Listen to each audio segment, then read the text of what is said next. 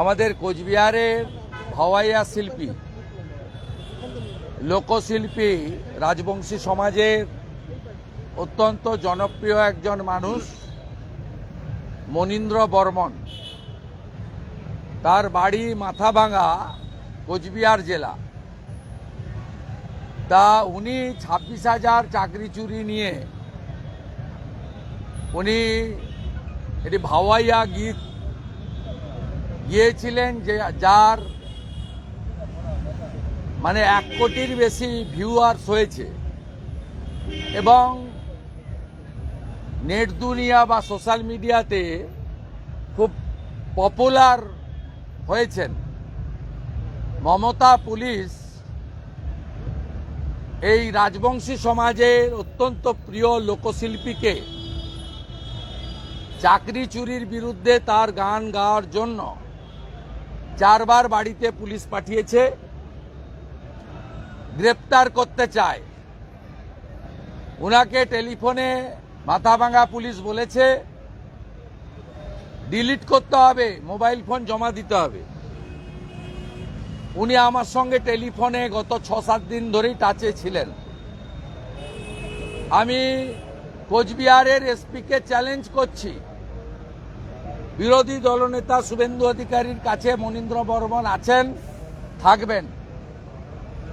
আপনার ক্ষমতা থাকে উনার কেশাগ্র স্পর্শ করে দেখুন। এইসব পিঁয়াজি অনেক করেছেন। মাথাভাঙার আইসি কোচবিহারের এসপির বেতনটা কোনো পিসি ভাইপো দেয় না, ট্যাক্সের টাকায় পান। এবং আমরা লয়ারের পক্ষ থেকে, যেহেতু উনাকে লিখিত নোটিশ দেয়নি, এফআইআর করেছে কিনা আমরা জানতে পারিনি আজ পর্যন্ত, আমরা লয়ারের পক্ষ থেকে আজকেই মেল করব মাথাভাঙা থানায় এবং এসপি কোচবিহারকে, যদি কোনো অভিযোগ থাকে বা এফআইআর করে থাকেন কপি ফরওয়ার্ড করতে। তারপরে আমরা জলপাইগুড়ি সার্কিট বেঞ্চে পুলিশের বিরুদ্ধে আনএথিক্যাল, ইল্লিগাল, পলিটিক্যালি মোটিভেটেড অ্যাকশনের এগেনস্টে আমরা মনীন্দ্র বর্মনকে লিগ্যাল সাপোর্ট দিয়ে পাঠাবো।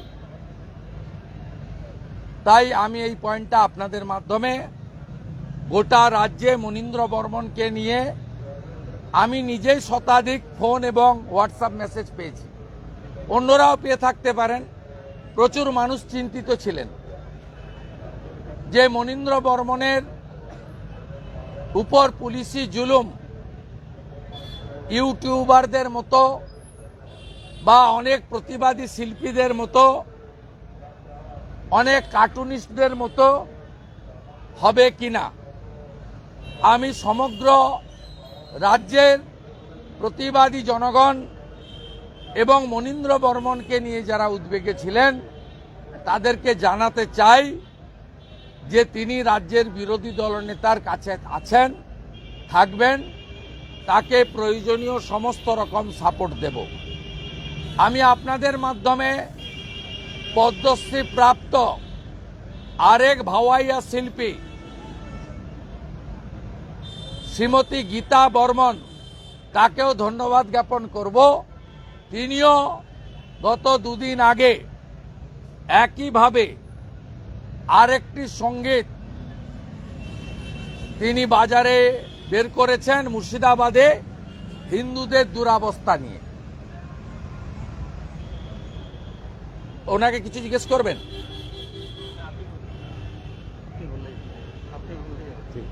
আপনি থাকুন, বলুন, আপনাদের প্রশ্ন আছে কিছু? গতকাল আমরা দেখলাম যে জগন্নাথ দেবের একটা মূর্তি ভেসে আসে, এটা কি তৃণমূল কংগ্রেসের সম্পূর্ণ গিমিক?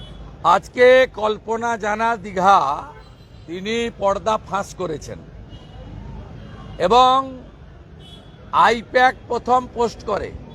এটাই চিটিংবাজ আইপ্যাক আর প্রতীক জৈন আরেকটা চিটিংবাজ, তাদের কারবার। এবং এদের হিন্দুদের দেবদেবীকে নিয়ে মস্করা করা, এটা অন্য লোককে পারত না করতে। অন্য ধর্ম সম্প্রদায়ের সাহস নেই করার, তারা বুঝিয়ে দিত। আমরা এখানে হিন্দুরা এগুলো মেনে নিই বলে প্রভু শ্রী জগন্নাথ দেবকে নিয়ে এই ধরনের মস্করা সস্তা প্রচার তারা করলেন। আমি কল্পনা দিদিকে প্রণাম জানাই, তিনি আজকে সাংবাদিক সম্মেলন করে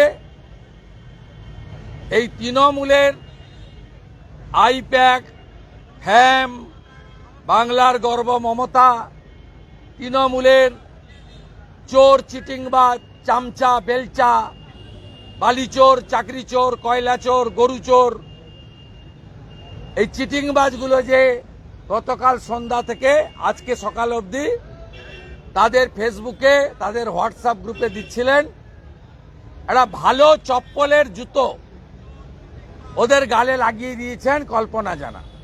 বলছি, আপনার কর্মসূচি 30 তারিখে যেটা আছে সেটা নিয়েও কিছু আইনি জটিলতা আছে এখনো পর্যন্ত। আইনি জটিলতা মানে আমি গত পরশুদিন ভবানীপুরের কর্মসূচিতে 83তম করেছি। ওখানে অক্ষয় তৃতীয়া পালন হবে, পুলিশ লম্বা লিস্ট করে বলেছে যে রানীমা দীঘায় আসবেন, তাই আমরা কোনো রকম পারমিশন দিতে পারবো না। যেখানে অক্ষয় তৃতীয়া এবং সনাতনী যজ্ঞ হোম অনুষ্ঠান হবে, যদিও সরাসরি আমি আয়োজক নই, তো আমি অংশগ্রহণ করব। সেখান থেকে 32 কিলোমিটার দূরে দীঘা। এই পুলিশকে যেভাবে অত্যন্ত নগ্নভাবে ব্যবহার করছেন রাজ্যের মুখ্যমন্ত্রী, তার আরেকটা দৃষ্টান্ত সনাতনী হিন্দু সমাজ অক্ষয় তৃতীয়া পালন করতে পারবে না, যেহেতু ওই দিন দীঘাতে শ্রী জগন্নাথ ধাম সাংস্কৃতিক কেন্দ্র, ওটা মন্দির নয়, আবারও বলি, উদ্বোধন হবে। মুর্শিদাবাদে রাষ্ট্রপতি শাসন ঘটনার পরিপ্রেক্ষিতে রাষ্ট্রপতি শাসন যে সুপ্রিম কোর্টে গেছিলেন এবং পিটিশনে প্রবলেম ছিল বলে সেটা আবার উঠবে। আমি সুপ্রিম কোর্ট নিয়ে বলবো না। সুপ্রিম কোর্টে অ্যাপ্লিকেশন ডিফেক্টিভ থাকলে অ্যাকসেপ্ট হয় না। আমি নিজে জানি না, আমি যেটুকু মিডিয়াতে দেখেছি যে অ্যাপ্লিকেশন ডিফেক্টিভ ছিল, তাই এন্টারটেন করেনি। ত্রুটি মুক্ত অ্যাপ্লিকেশন করার পরামর্শ দিয়েছেন, যদি অ্যাপ্লিকেন্ট মনে করেন তিনি জনস্বার্থের মামলা করবেন। আমরা যে মামলা আমি এখানে করেছি, এই মামলার পরিণতি দেখার পরে আমি বা বাংলার মানুষ যদি, বাংলার হিন্দুরা যদি স্যাটিসফাইড না হয়, তা আমরাও সুপ্রিম কোর্টে যাওয়ার রাস্তা আমাদের খোলা আছে। এবং আমি মুর্শিদাবাদ সহ বাংলার শান্তিকামী মানুষকে বলবো, বিশেষ করে মুর্শিদাবাদের সংখ্যায় কম থাকা হিন্দুদের, যে আমার করা মামলাতে হাইকোর্ট 15ই মে পর্যন্ত কেন্দ্রীয় বাহিনী আপনাদের এলাকায় রাখার অর্ডার দিয়েছেন। এটা একটা আপনাদের কাছে শান্তির এবং স্বস্তির। 15ই মে পর্যন্ত বিএসএফ এবং সিআরপিএফ আপনাদের এলাকায় থাকবে। রাজ্যের কোথাও যদি এই ধরনের পরিস্থিতি হয়, তাহলে সরাসরি কেন্দ্রীয় সরকার সেখানে প্যারামিলিটারি ফোর্স ডিপ্লয়েড করতে পারবে। আসানসোলে দেখা যাচ্ছে যে আসানসোলের একটি ওয়ার্ডে কীর্তনের অনুষ্ঠানে অগ্নিমিত্রা পাল গিয়েছিলেন, সেই ওয়ার্ডে জল বন্ধ করে দেওয়া হয়েছে। তৃণমূল কাউন্সিলর সেই কাজ করেছেন বলে অভিযোগ। যারা ধুলিয়ানে পানীয় জলে বিষ মেশায়, তারা তো জল বন্ধ করতে পারেই, তারা জল বন্ধ করতে পারে। এদের এই দম্ভ অহংকার, এটা সম্ভব হয়েছে বাংলায় প্রতিবাদীরা, বিশেষ করে সনাতনী সমাজ একজোট হতে পারছেন না বলে, আর নির্বাচন কমিশন গণতান্ত্রিকভাবে ভোট করাতে পারছেন না বলে। মহিলা কমিশন জল পরিষেবা বন্ধ করে দেওয়া হচ্ছে জোর করে। ব্যবস্থা আমরা নেব। আমরা যা করার করব, প্রত্যেকটা জায়গায় আমরা সজাগ এবং সচেতন আছি। মহিলা কমিশন এবং মানবাধিকার কমিশন যে রিপোর্ট দেবে মুর্শিদাবাদ ঘুরে এসে, আপনি কি মনে করেন যে তাতে কোনো রকম কাজ হবে? না না, এরা 21 সাল থেকে রিপোর্ট দেয়, কিছু হয় না। আমি ইন্টারেস্টেড নই সব রিপোর্ট, ফালতু রিপোর্ট। এরা সত্যি কথাই লিখবেন কিন্তু কিছু রেজাল্ট হয় না। আমি অনুরোধ করব যে আপনাদের লিমিটেশন আছে, আমি বুঝি, কিন্তু আপনারা সাংবিধানিক বডি, আপনারাও সরাসরি সুপ্রিম কোর্টে গিয়ে আপনাদের রিপোর্ট রাজ্যে কার্যকর হচ্ছে না 21 সাল থেকে অদ্যাবধি। মহিলা কমিশন, মানবাধিকার commission, SC commission, ST commission, minority commission, নারী এবং শিশু রক্ষা কমিশন, আপনারা তো এটা যেতেই পারেন, কিন্তু আপনারা যান না। বেঙ্গল পিপুল ওয়ান্ট রেজাল্ট। মানুষ ভাষণ শুনতে চাইছে না, বলছি যে চারজনকে মানুষ চাইছে, যেমন মুর্শিদাবাদের ক্ষেত্রে বলি, অনেকেই যাচ্ছেন, যাবেন, বাধা। আমি দেখুন, আমি ইন্টারনেট চালু হওয়ার পরে আপনি দেখুন কত কত মেল আমাকে করেছে ধুলিয়ান, শামসেরগঞ্জ। তারা আমাকে চায় যে আপনি আসুন। আমার পিলে হাইকোর্ট সেন্ট্রাল ফোর্স দিয়ে তাদের বাঁচিয়েছে।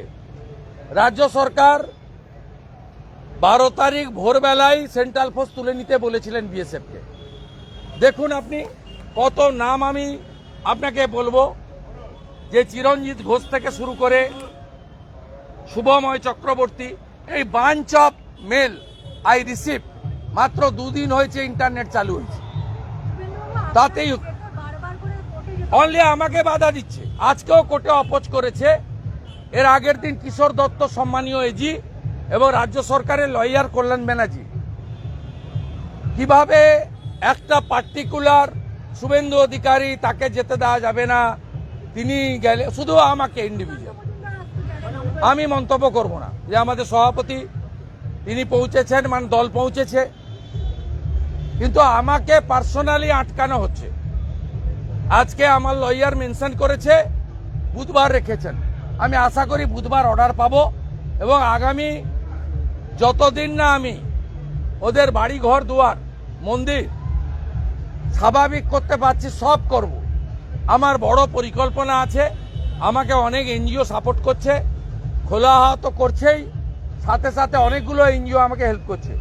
এবং শুনলে খুশি হবেন, গোরখপুর মহন্ত পীঠের মন্দির কমিটিও এগিয়ে এসছে, তারা আমার সঙ্গে থেকে কাজ করবে। আমরা বড় পরিকল্পনা নিয়েছি, আগামীকাল থেকেই ভলেন্টিয়াররা অ্যাসেসমেন্ট করবে এবং ব্যাপক রিলিফ, পুনর্বাসন, তাদেরকে খাড়া করানোর কাজ আমরা করব। যাদের যা গেছে হিসাব করে, জামা কাপড়, utensil, television set, fan, light, খাট, দরজা, চেয়ার, গরু, ছাগল, যা যা গেছে প্রত্যেকটা আমরা সকলকেই আমরা ইতিমধ্যে আমরা 5 লক্ষ টাকা পুড়েছে ওটা দিয়েছি, 1.5 লক্ষ টাকা বিয়ে বাড়ির ছিল ওটা দিয়েছি। যে মৃত 2 জন তারাও যে ধরনের আর্থিক সাহায্য, চাকরি যা চান সমস্ত রকম সহযোগিতা আমি করব। আমার ভলেন্টিয়াররা কাজ করছে, ব্যাপক পরিকল্পনা নিয়েছি আমি এবং আগামী 2-3 সপ্তাহ আমি এই কাজে ফুল কনসেন্ট্রেট করব। মানে আপনি যেটা বলছেন যে ক্যাম্প ছেড়ে যারা ওখানে গেছে তাদের বাড়িতে রান্নার স্টোভটাও নেই, হ্যাঁ, তারা খাবে কি, করবে কি? তারা স্টোভটা নেই। আপনি দেখবেছেন কিরকম প্রতিহিংসা জঙ্গিপুর, শামসেরগঞ্জ, ধুলিয়ানে। এই সত্যি ভিডিওগুলো দেওয়ার জন্য ফেসবুক 1185 ব্লক করেছে 918টা, এক্স হ্যান্ডেল 358 কেস করেছে সাইবার ক্রাইমে, 338 ব্লক। দেখুন কিভাবে রাজ্য সরকার হিন্দু নিধন, হিন্দু বাড়ি জ্বালানো, হিন্দুদের উপর অত্যাচার সোশ্যাল মিডিয়াতে দিতে দিচ্ছে না।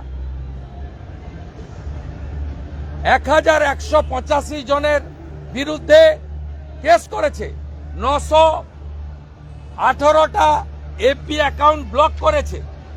কোন রাজ্যে আছেন আপনারা? যে চারজনকে অ্যারেস্ট করলো সাম্প্রতিককালে তারা সবাই স্থানীয় লোক, মানে বাংলাদেশ থেকে লোক এসে গন্ডগোল করেছে বলে তৃণমূলের যে প্রচার ছিল সেটা তো মিলছে না। একেবারে মিথ্যে প্রচার, একেবারে মিথ্যে প্রচার। ধুলিয়ানের চেয়ারম্যান, ধুলিয়ান টাউনের সভাপতি মেহবুব আলম, ফারাক্কার এমএলএ মনিরুলের দাদা কাউসার, এরা দাঙ্গায় নেতৃত্ব দিয়েছে। শামশেরগঞ্জের এমএলএ আমিরুল, এরা দাঙ্গা ঘটিয়েছে, কোনো বাইরের লোক করেনি। আর শুভেন্দুদা, দেখা যাচ্ছে যে এই চাকরি হারারা তারা পথে রয়েছেন, আবার মুখ্যমন্ত্রী শালবনীতে গিয়ে চাকরির প্রতিশ্রুতির কথা বলছেন, প্রচুর চাকরি হবে। আরে মুখ্যমন্ত্রী বলছেন, আমি তো অবাক, ওটা আমার জেলা, মানে প্রশাসনিক বিভক্ত, তো অবিভক্ত মেদিনীপুর। বলছে 2,15,000 লোককে এমএসএমইতে কাজ দিয়েছে পশ্চিম মেদিনীপুরে। এরা চিটিংবাজ, এরা মিথ্যাবাদী চিটিংবাজ মুখ্যমন্ত্রী। বলছে আসানসোলে সেল, অশোকনগরে তেল, বলছে অশোকনগরে ভা কিচ্ছু নেই, ল্যান্ড অ্যাকুইজিশন হয়নি ওএনজিসিতে, আর সেলের আধুনিকীকরণ কেন্দ্র সরকার করবে। বলছে আবার আজকে বলেছে, অনেকদিন চেপেছিল, তাজপুরে নাকি পোর্ট হচ্ছে। তা আপনি তো দীঘা যাবেন, 4 দিন থাকবেন, তাজপুরের পোর্টটা একবার দেখে আসবেন কেমন কাজ চলছে। মিথ্যাবাদী ফেরেবাজ। আপনি ভাবতে পারবেন এই সঞ্জয় জিন্দাল এ আরেকটা চিটিংবাজ। এই চিটিংবাজ বলছে ডক্টর অমিত মিত্র অর্থমন্ত্রী, ডক্টর অমিত মিত্র অর্থমন্ত্রী, শুনেছেন বক্তৃতা? চন্দ্রিমা ভট্টাচার্য তাহলে কে? বলছে মিলিয়নসের মধ্যে এটা একমাত্র এক্সেপশন, জেম এই রাজ্যের মুখ্যমন্ত্রী। এই সজ্জন জিন্দাল মনে হয় অবহেলার ঘটনা জানে না। এই সজ্জন জিন্দাল মনে হয় 26,000 চাকরি চুরির ঘটনা জানে না। এই সজ্জন জিন্দাল মনে হয় আমার বাড়ি তোমার বাড়ি মোথাবাড়ি জানে না। এই সজ্জন জিন্দাল মনে হয় হরগোবিন্দ দাস চন্দন দাসের বাড়িতে ঢুকে তলোয়ার দিয়ে জবাই করার ঘটনা জানে না। চাকরি হারারা আজকে পথে রয়েছেন। এসএসসি বারংবার দাবি করছে যে কিছুক্ষণের মধ্যেই তারা তালিকা সামনে নিয়ে আসবে, যোগ্য অযোগ্য। আমরা তো চাই যোগ্য তালিকা প্রকাশ করুক, তাহলে প্রমাণ হয়ে যাবে 8,000 অযোগ্যকে চোর মমতা চাকরি দিয়েছে টাকা নিয়ে।